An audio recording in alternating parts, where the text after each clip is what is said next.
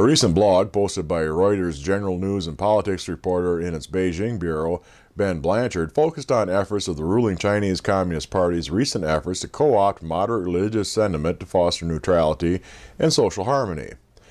In his post, Blanchard quoted Wang Zuan, head of the State Administration of Religious Affairs, who wrote in the Communist Party's official publication, The People's Daily, "We should pay great attention to the eagerness of religious believers, foster the positive contents of religion, expound upon religious doctrines which accord with the development needs of society." According to Blanchard, Wang felt the best way for an officially atheist ruling party to deal with religious was to guide the religious believers to have correct beliefs and to follow correct practices, to carry out the religious principles of reconciliation, benevolence, tolerance, and moderation. Blanchard noted that the Chinese government is still strict on many recognized religions, and several others are officially banned as evil cults.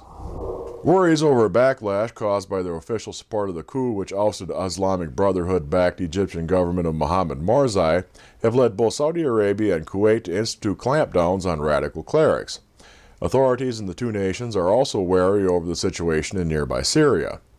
According to reports in the media, close to 20 clerics have either been fired or suspended in Saudi Arabia, and speculating concern the motive for these removals is that the government fears that the mullahs and imams were aggravating sectarian divisions.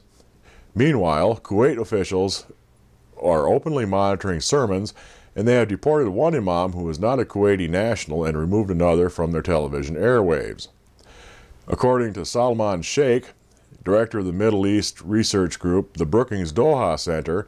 there's a more heightened sensitivity to the activities of the Muslim Brotherhood and of political activity in general.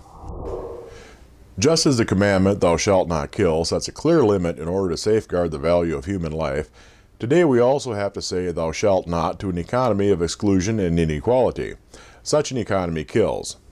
Those words were penned by Pope Francis in a recently released 84-page apostolic exhortation entitled Evangelii Gaudium, meaning joy of the gospel. Echoing the sentiments the Pope has expressed numerous times since his selection by the conclave of cardinals, he wrote in his message to the bishops, clergy, and consecrated persons and the lay faithful, "Whenever our interior life becomes caught up in its own interests and concerns, there's no longer room for others, no place for the poor." In the document's clearest denouncement of the blatant trust in the capitalist system, the Pope wrote the following: "Some people have continued to defend trickle-down theories which assume that economic growth encouraged by a free market will inevitably succeed in bringing about greater justice and inclusiveness in the world.